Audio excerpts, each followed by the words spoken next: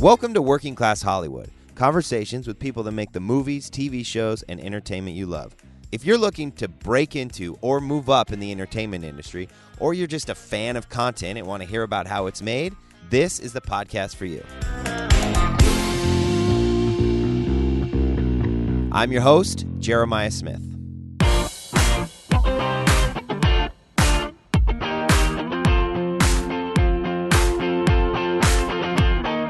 Every day at Disney, every new film, I am still the girl that's like an intern at heart that will always raise her hand to help. Just because I work on a lot of the Marvel films doesn't mean that right now, like, I'm not helping somebody with Mary Poppins, and no job is too small. My guest today is Megan Wasserman. Megan is a senior publicist at the Walt Disney Studios, the film production branch of Disney. She covers PR for all of the Marvel movies like Avengers Infinity War, Thor Ragnarok, Black Panther, etc., as well as some of other Disney's live-action films. Megan shares her story of how she went from being a researcher at the Dr. Phil show to now traveling the globe publicizing some of literally the world's biggest movies. I was really excited to sit down with Megan because I'm a huge fan of the Marvel movies, and I've never really met someone that does this type of PR. Megan has some great advice about how to break into the industry and some really practical tips about how to find those early jobs that you're going to need early in your career. So let's get to my chat with Megan Wasserman. Hi, Megan. Hi, how are you? Thanks for letting me do this. Of course. I'm so excited about this. I'm a little nervous. This is my first time. I'm a podcast listener, not speaker. You're going to be great. So let's get in. So where are you from and how'd you end up moving to Los Angeles? Sure. I was born in LA. I grew up in Malibu until I was about 3. Then we moved to the East Coast for my dad's job. Bounced around Boston, Connecticut. My dad worked in Manhattan. I ended up going to college in Boston. And what school did you go to? I went to Northeastern, not to be confused with Northwestern. I'm not that book smart. Big difference.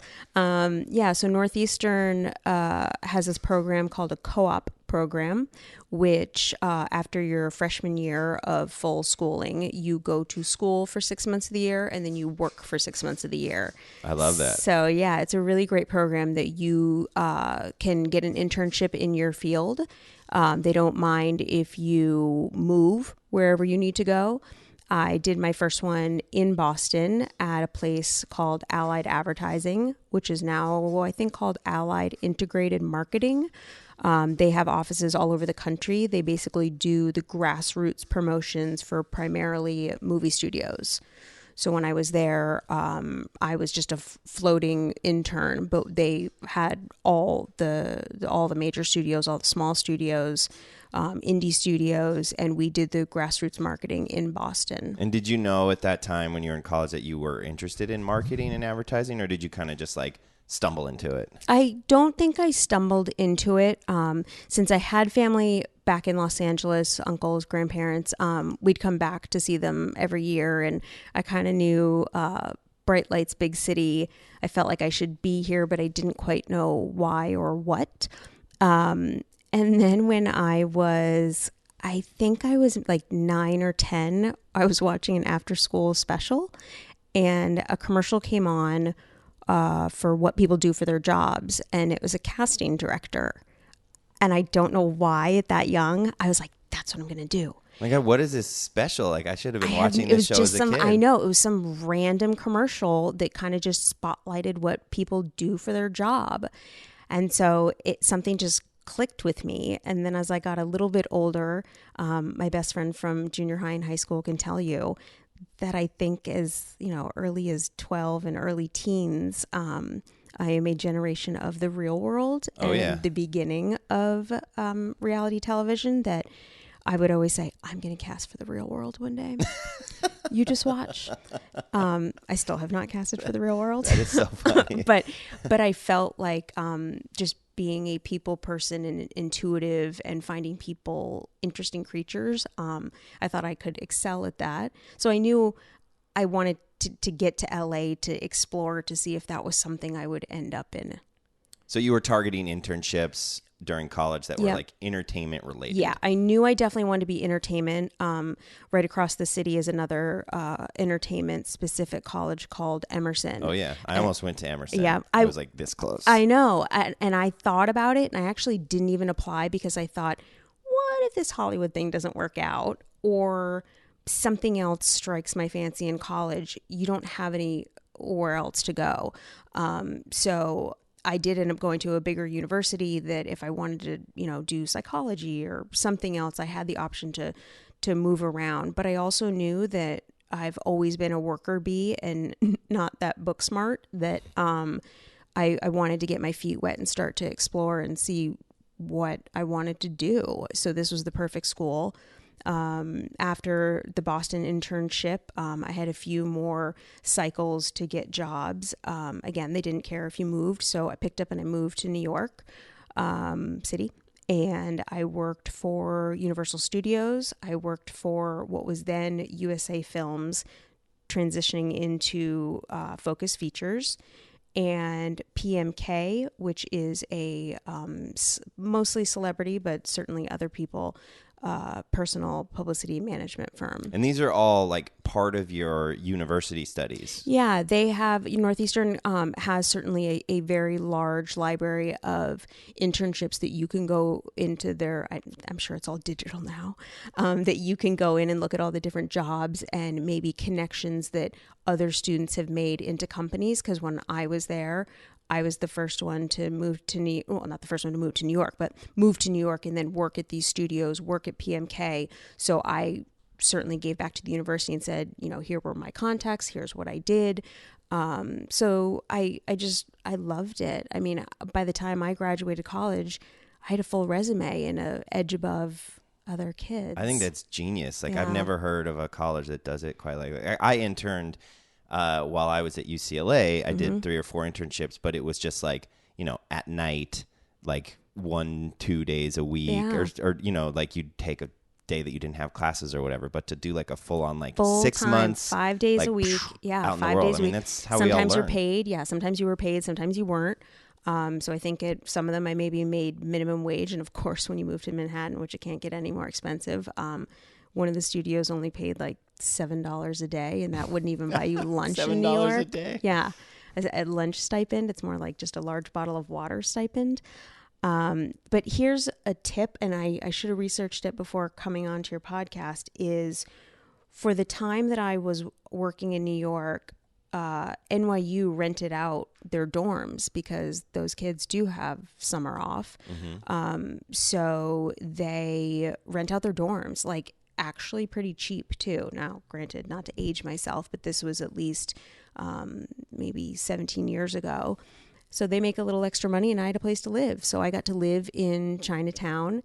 And then when the kids came back, when the kids came back into school, I just found a sublet on Craigslist or something, and then moved around and kept working my 6 months. I love it. Yeah. So after you graduated from Northeastern. Yep, Northeastern. And where did you go? What happened next? So my last cycle in school happened to be the work portion. So my last working portion was an internship at Dr. Phil, the TV show. And Dr. Phil was not a place that anybody had previously worked. So again, how I kind of got these studio internships or Dr. Phil was kids. There used to be this thing called the fax machine.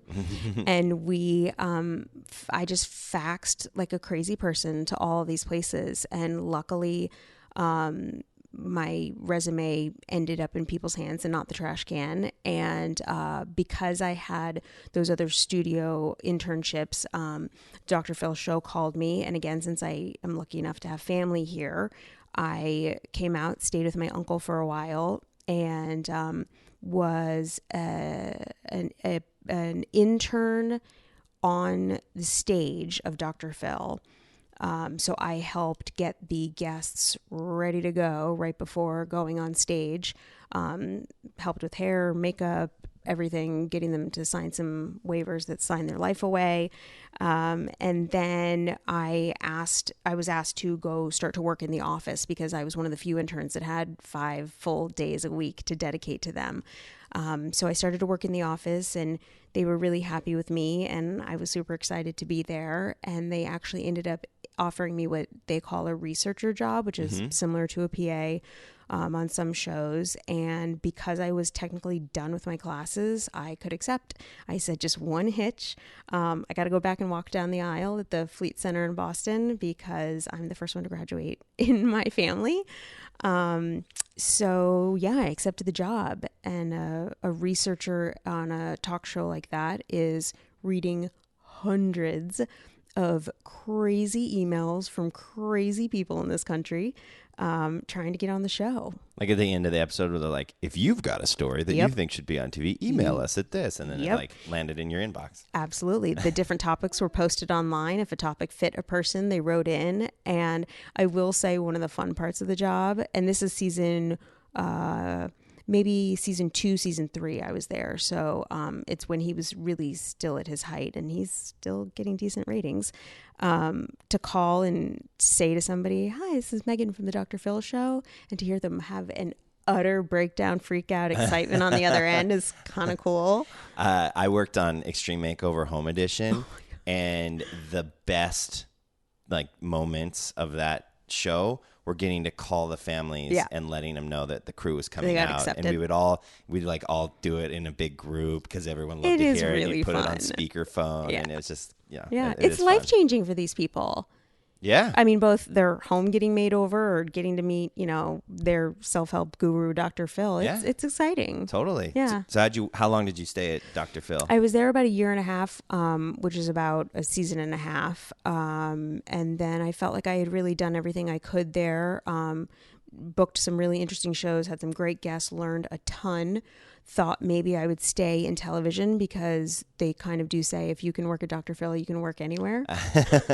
We don't need to get into it, but I've heard a lot of terrifying stories of Dr. Phil. Yeah, this is many years ago, so I will stay mum. But I was like, okay, I'll give this TV thing a try. And I ended up working at Blind Date. For the younger generation, that's the one where they go on a date and there's little bubbles, cartoon bubbles over their head, narrating the date. And that was fun too, kind of fluff, kind of fun. But I just wasn't built for TV. That just wasn't my jam. What about TV? Do you know? Because I love TV. I know. When I started my career, I watch all of your TV you make. I started at an agency at UTA, and so I had a year in television and then a year in features for working for an agent in each. And the feature world to me, I was like, bleh. I love TV because it's like, it's a business. It's like a schedule. It's fast paced. If a show gets ordered, it's going to be made and it's going to be seen by people. And then features is like projects languish in development for years. And, so what did you not like about TV? I am a creature of habit, and it really just comes down to the nuts and bolts of I didn't know how to freelance. I wanted to know where my next paycheck was coming from. I wanted to know that I had rent. I can, work myself to the bone, but at some of the shows when it's 40 days straight, not a day off, you haven't done laundry, you haven't been to the market, it was a real sacrifice. And I think at that age, it was a bit daunting because I was probably 23 and it was a bit daunting. Like I needed a little more work-life balance. And again, I'd been working legally since I was 15, but also going through a college where I worked nonstop too. So work didn't scare me. But it was just a lot. And then to not know what your next job was. And it's all about connections in this industry, I will say. TV, film, production, doesn't matter. It's all about connections. So if your other TV buddies don't have anything going on or staffing up, crewing up, you're just kind of left to hang out there. And that's just not for me. It can be very stressful and very scary, but then there's like tens of thousands of people that are making it work. Totally. And something usually always comes along. And then even when it doesn't, it's not like you're foreclosing on your house No or like way. living on the street. But it is very stressful. Yeah, I still have friends at Dr. Phil to this day that were there when I was there. One of my good friends is still in television to this day, has worked on a bazillion shows, always has something in the hopper.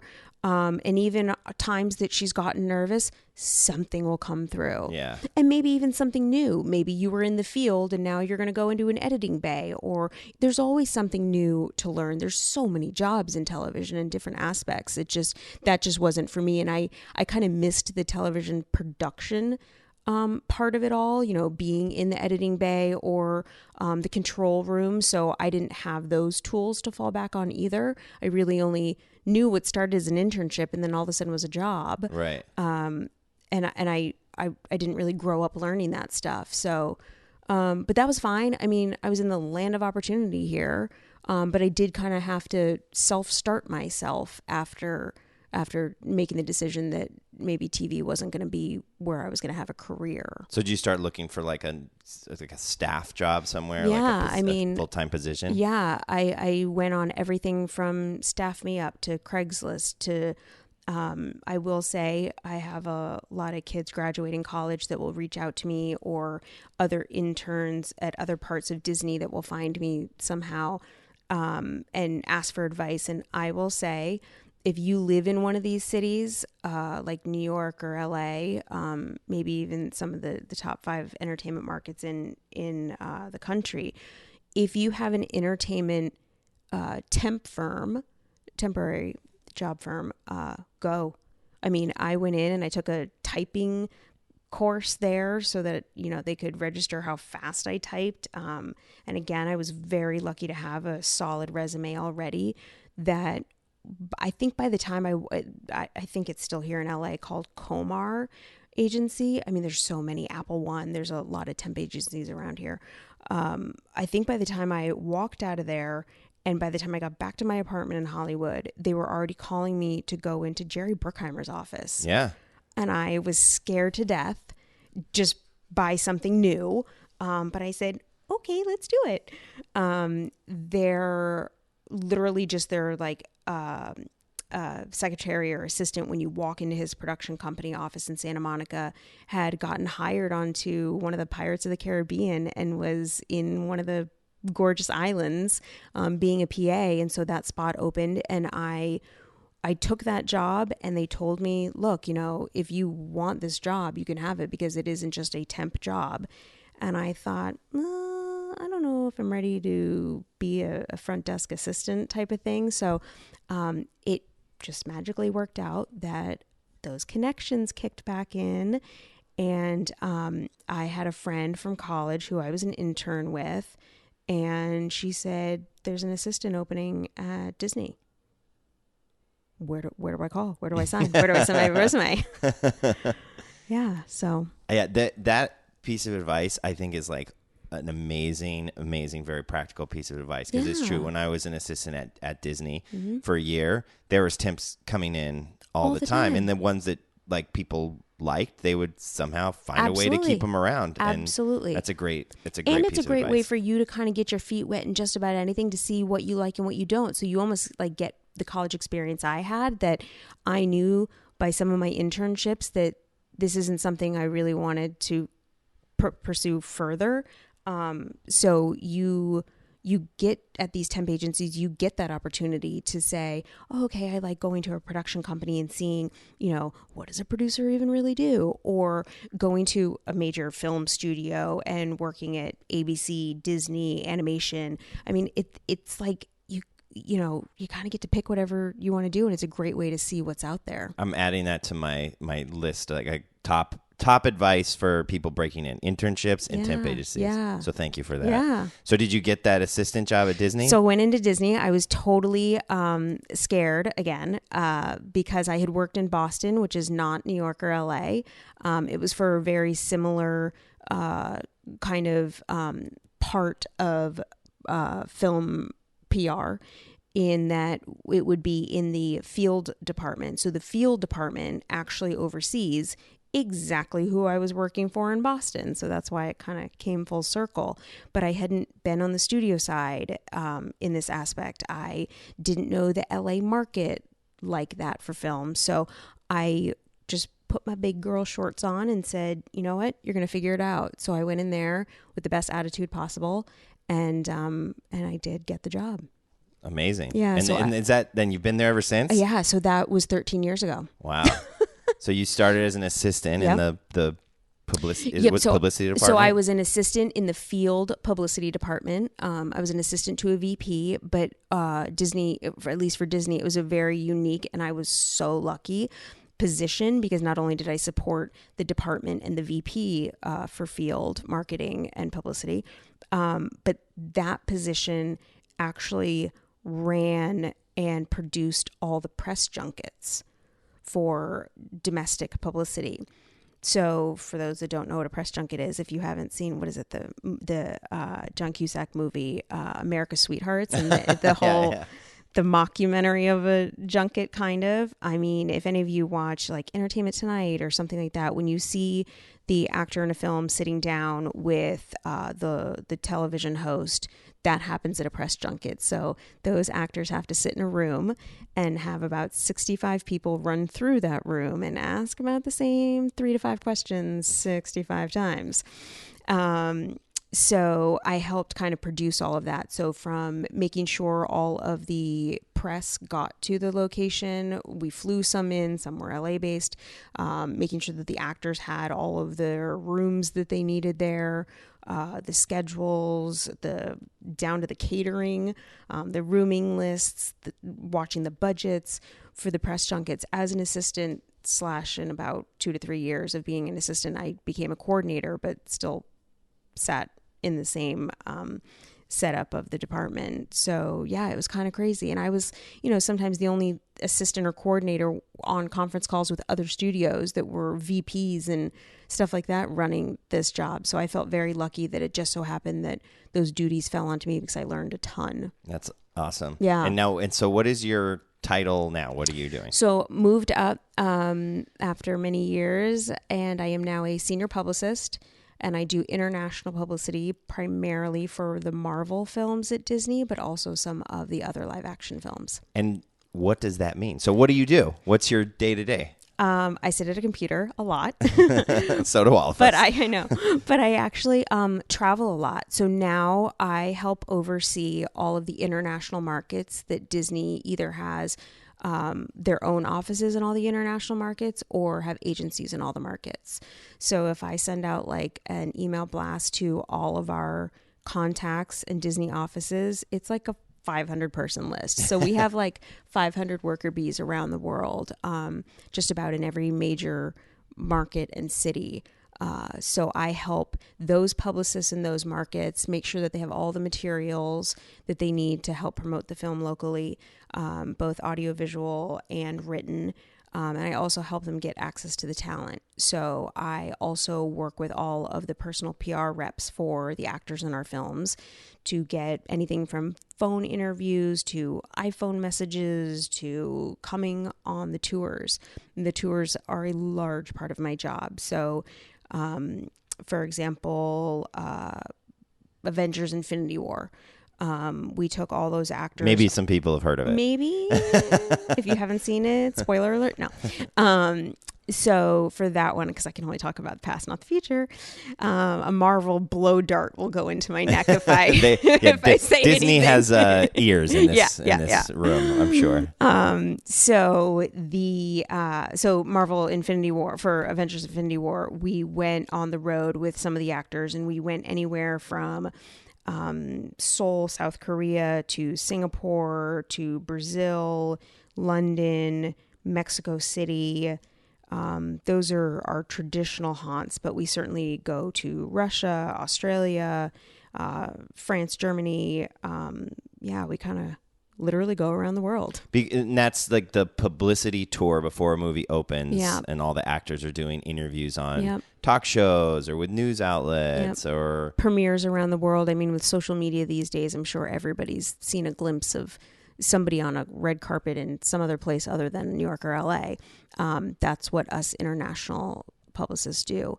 Again, we have markets that will physically set things up for us and do all the logistics, but I then take the press schedule that the actor has to do and negotiate and go between the personal PR rep and our local office to get us all to agree on what needs to get accomplished while we're in that market. That's so interesting. Yeah. So you mentioned before, I think when we were on the phone, that you also work as like a handler, like a talent handler. Yep. What does that mean exactly? So anything from here in Los Angeles, when we have premieres, we have handlers. So, an actor gets out of the car and they have 1,000 flashing lights in their eyes and they have no idea where they're going or what they're doing. So it's literally kind of like a babysitter, helping them get down the red carpet. So making sure they know the next media interview that they're going to be doing, or anything from they need a bottle of water. Nothing is above or below me. And the hot sunny days, making sure they have some napkins to wipe off their brow. So that's the type of thing you would handle an actor for on the red carpet here. And then on the road, we try to keep it consistent. So, if I start to travel with one actor in one market, I try to kind of follow that person all the way through so that there's some continuity with them. You really get to see people's true colors when you travel. But it can also be daunting. It's tiring for them. It is not lost on me that when jet lag sets in hard, I'm sitting there listening to the interviews to make sure everything's all right, and anticipating the next step or the next move that we're making. But they're sitting under sometimes hot lights and, again, answering 65 journalists one at a time, same questions, and jet lag is rough. So it's kind of, let's all hold hands and get through this together. But it's also amazing. Like, I've done photo shoots with an actor on the Great Wall of China. Wow. We have seen things in Singapore, like some of you that maybe saw Crazy Rich Asians. That hotel is where we stay every time we go. So it's cool. You see a lot of, it's not as glamorous as it sounds, maybe. You see a lot of inside hotel rooms, a lot of inside cars, and a lot of inside like convention centers. But yeah, I've also gotten to see some pretty spectacular things. Who are some of your favorite like actors that you've traveled with? Do you form, like, I imagine you form relationships with these people? Kind of. For me personally, it's a very delicate balance. I'm not their personal publicist, who they have extremely close relationships with. And some actors don't really care who you are and don't want another body around them. Again, because traveling can be pretty intense. But I'm not there to be these people's friends. I'm there to be professional, and make sure that it's as easy on them as possible. But you do. It's inevitable. You're in planes, trains, and automobiles with these people.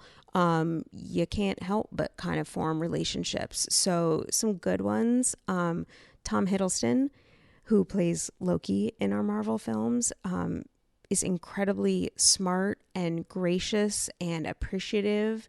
Will send me a little email every once in a while as a thank you after an event or something.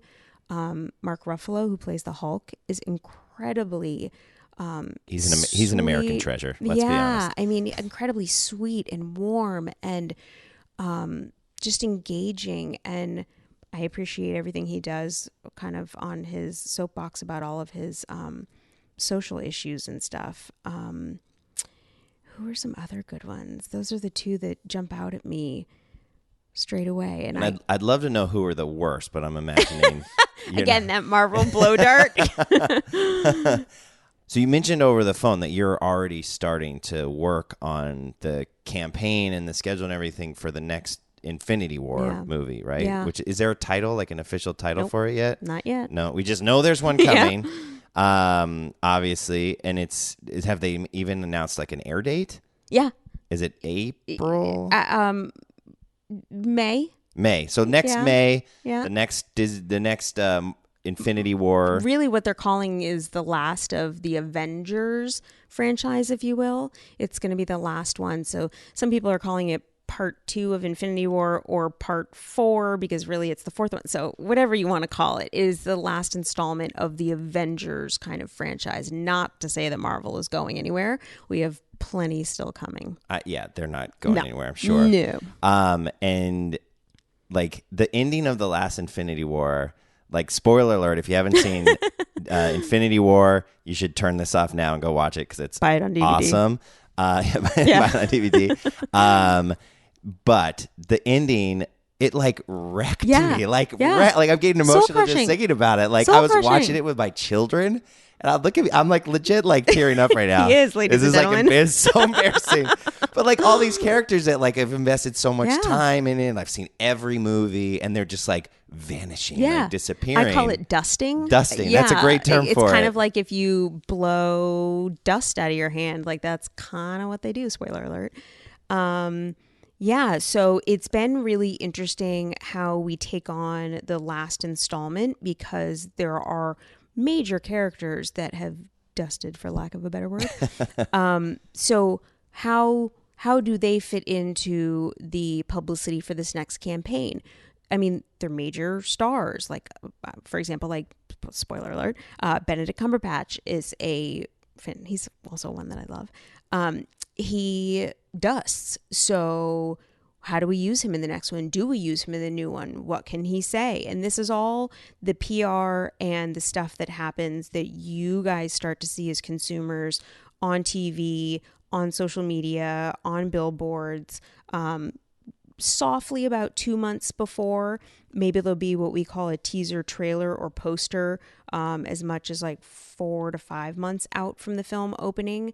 But as we get closer to the campaign and closer to the opening date, you really do start to see the PR ramp up. So how do you use a Benedict if he's may or may not be in the next one? And, right, because they want to keep the story under wraps as far as who's coming back or not, who's dead or alive. So right now, we're just gonna use the actors that we know make it through.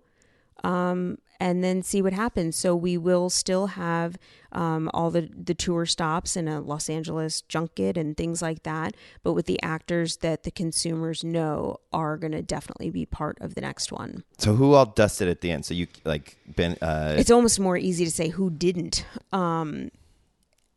Basically, your core Avengers, as I call them, will come back. So it's Robert and Mark. And Chris Evans, Chris Hemsworth, Scarlett, Jeremy Renner, those types of people are coming back.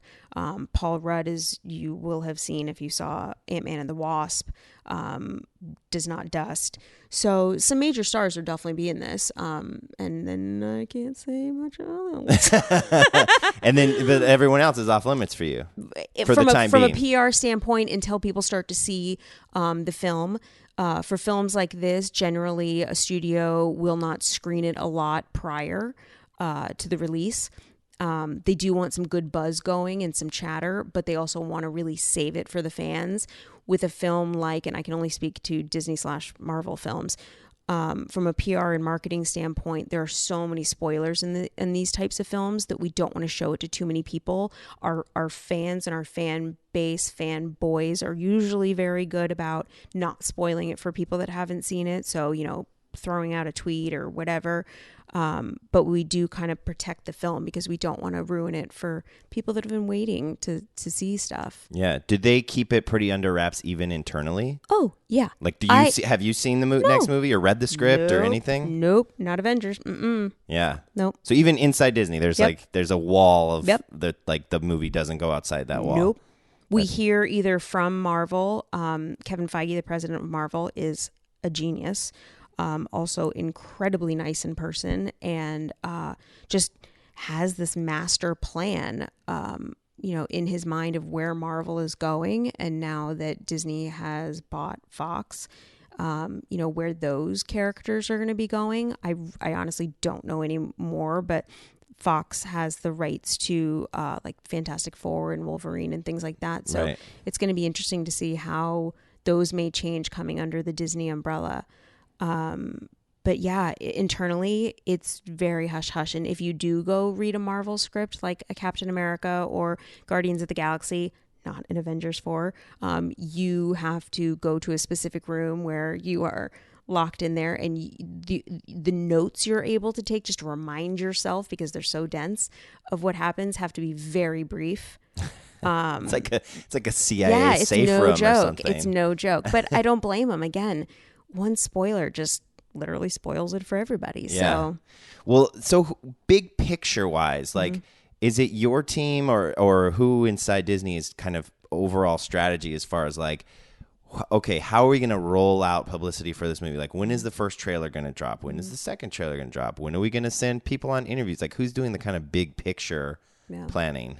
The suits, as I call them. The suits. There's kind of a fine line, but also a very defined line between marketing and publicity. And I mean, some people almost even have their own definition of what marketing does versus publicity.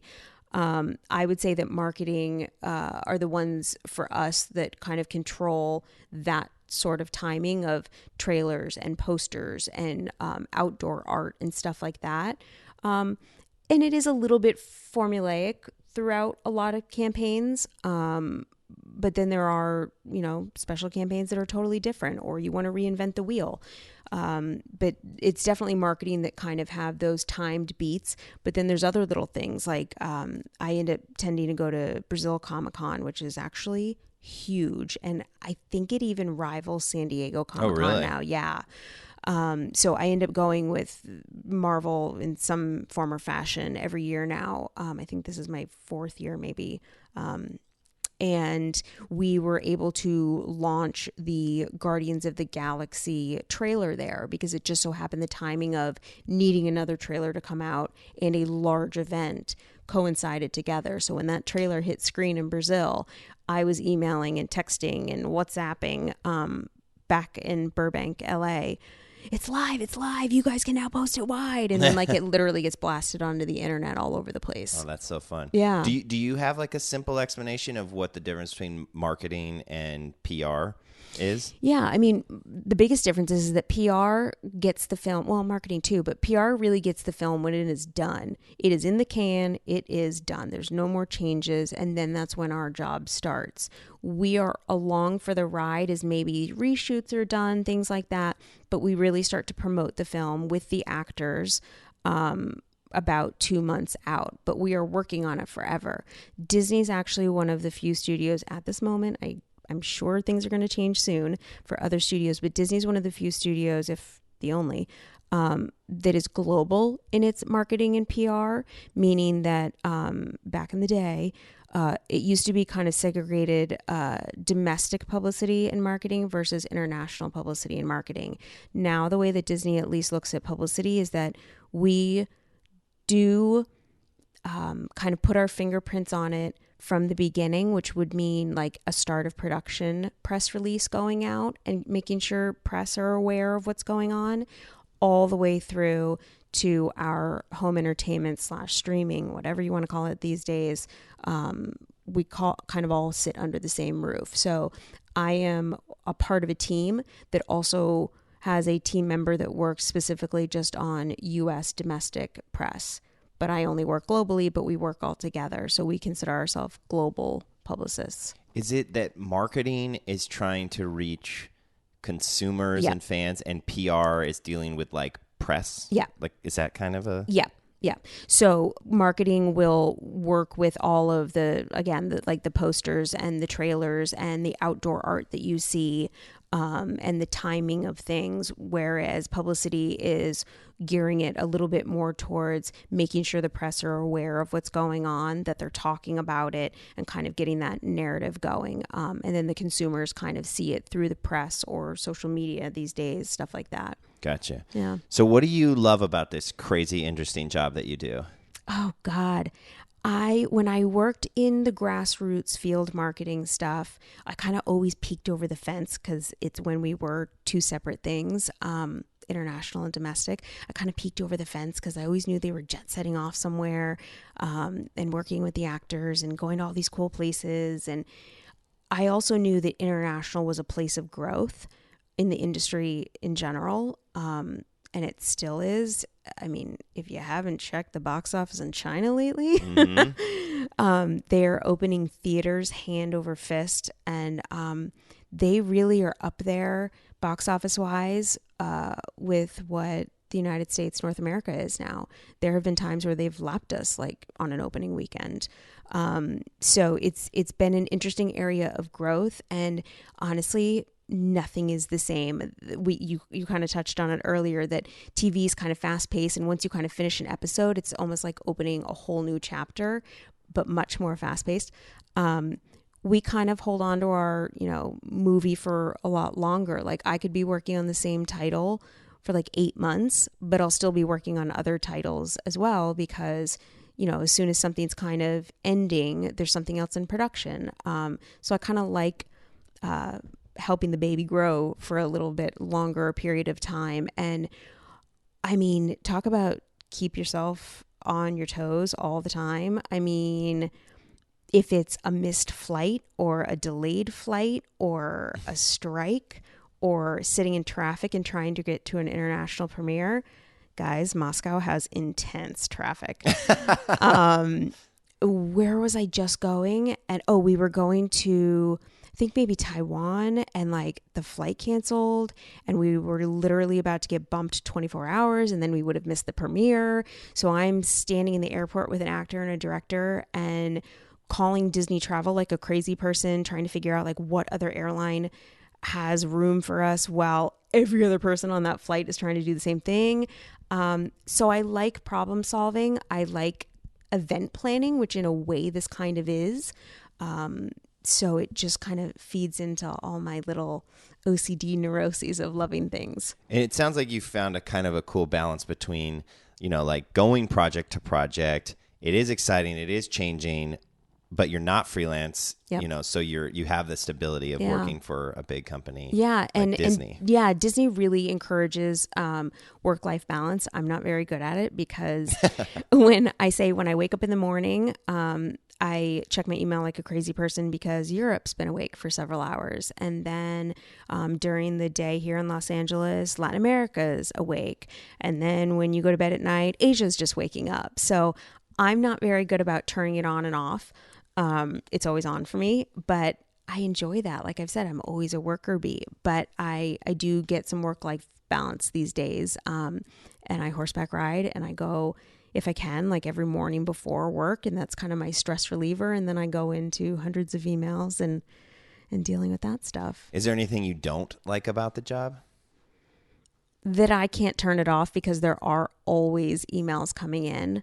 The sun never sets on the Disney Empire. No. And when you travel, work doesn't stop. So when you're in those markets, you got to keep up with your email and everything that's going on other films, in other markets. So it's a lot of juggling. And you really just kind of have to have your wits about you. And if you don't do well with jet lag, you're screwed.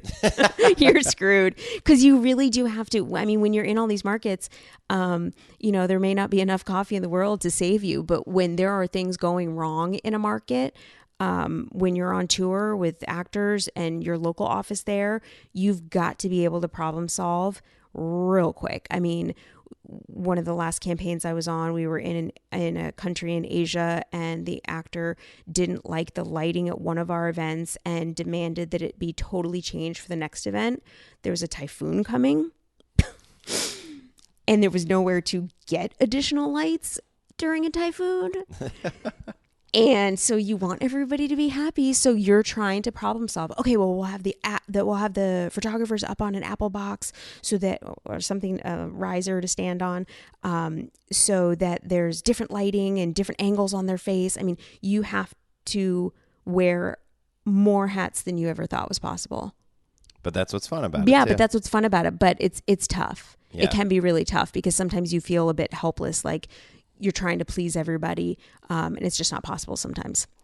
So what would you recommend to people that, are listening to this and are interested in PR, or they just, they want to get into this business? We talked about internships and temp agency. Is there anything else that you would recommend? Yeah. I mean, for me, I have learned that I really want to, for me personally, and I think if everybody listens to themselves, you have to be happy, if at the very least content, when you wake up in the morning to go to the job that you're going to do.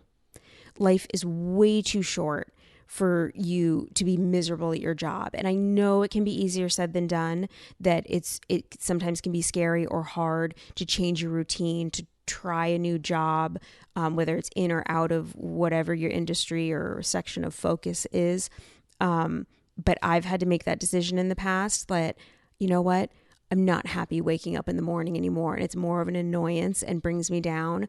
I got to try something new. So that really it means a lot to me that there are jobs and things out there that are maybe better suited for you, that it'll be tough in a transition, but it's definitely worth it. I mean, 13 years driving to the same place, the same people, a lot of them actually are the same people that I started with. I mean, that's a testament, you know, Disney, not Disney, whatever, that I'm in a good environment, that I'm still happy and content to wake up and go to every day. And of course there's days and I'm like, oh my God. But I also, and the kind of the subplot to that is, for me, I want to believe in the product or film or whatever it may be for you. I want to believe in what I'm putting out in the world. I personally don't like scary movies. I scream in them. I'm miserable. So I don't think I would work well working for one of the studios that, you know, only really focuses on like horror movies or something. I feel good about working for Disney films because even though there are a little bit more cutting edge, if you'll say Marvel films, there's also some of the most beautiful animation films that, like, I'm sure your kids will remember forever and ever. And I think that that is one of the coolest things to say that I do, is I help foster, you know, good, clean, fun and entertainment in the world that's so crazy these days. Disney has these license plates that you see all part of the magic. Yeah, all over Burbank. Part of the magic. Yeah. Megan, you were part of the magic. Yeah. And I think that's the corniest thing ever. But yeah, I'm that girl. It's really funny in our public women's restroom right now, which I think this is amazing. And I'm even more flattered that some of my coworkers thought that I started it. Randomly one morning, this is not a TMI story since I'm talking about the women's bathroom, there were some Post-it notes sitting on a little shelf in out where the sink is. And somebody had put a Post-it note on the mirror. And it was just this really sweet, endearing, you know, friendly note of, you know, tell yourself something nice in the mirror or something. And it has just grown. And there's literally probably 30 Post-it notes now all around this large mirror of sweet things that all the women have said to each other. And like, that's just the kind of people I want to work with, and like a good environment. I really can't say enough about, you spend a lot of time at work in entertainment, a lot, that if you don't like who you work with, it's going to make your life miserable. So surround yourself with good people. That's great advice. Yep. What is the best advice that you've been given in your career that you would want to share with people? I have to give a shout out to my dad. He has always said, keep a smile on your face and add value. So in all the different jobs and places I've been, and even still every day at Disney, every new film with the other film teams, I am still the girl that's like an intern at heart that will always raise her hand to help, because I think in every situation you'll learn something new that will help you in the future. So I want to be at Disney or any place I go in the future, and I want to add value. I'm there to help. So you know, just because I work on a lot of the Marvel films doesn't mean that right now, like, I'm not helping somebody with Mary Poppins and helping somebody else with one of our other films that's going to Brazil Comic-Con.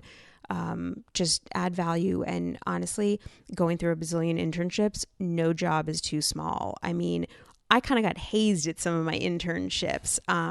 You know, some bratty assistants asking me to go staple a piece of paper back in the copy room. Keep a smile on your face and just go do it. And add value. I love that. I had someone tell me very early on, it's a similar piece of advice. Eliminate the word job description from your vocabulary. Because if you are the type of person that's like, someone asks you to do something and you're like, that's not in my job description, that's not a great attitude. But if you're the kind of guy that just like, I'll do anything to help, anything that anyone needs. I just want to be helpful and useful and add value. Oh, that's so interesting. I had no idea where you were going with that. And then when you said it, I'm like, oh my God. I mean, especially in this industry and breaking in, you really have to be nimble and be willing to do anything. There is nothing that can be, not in my job description, because you never know who you're working for. You never know when they may end up over at another studio, production, TV, film. Your paths will cross again. So watch yourself. That is so true in this industry. Like, be nice to everybody. Yeah. Because you never know. Happen. One day the person that's your PA and that's like picking up your lunch, like a year from now, that person's going to be in a position to hire you. 100%. 100%. Totally. Well, Megan, this was just so fun. I love you and I love your job. Me. So thank you so much for doing this. Yeah. I really appreciate it. Thank you. All right. That was my chat with Megan Wasserman. I am so excited to see the next Avengers Infinity War movie. I need to know who's dead and who's not. Thank you guys so much for listening. I'm really enjoying hearing from people and getting all the great feedback. If you want to reach me, you can find me on Instagram. The handle is Working Class Hollywood, or shoot me an email. It's show, SHOW, at workingclasshollywood.com. And if you're enjoying the podcast, please go on to iTunes or wherever you're listening and subscribe, rate it, and leave a review. That really helps get the word out for the show so other people can hear these interviews that I'm doing. Thanks again, and I will see you next time.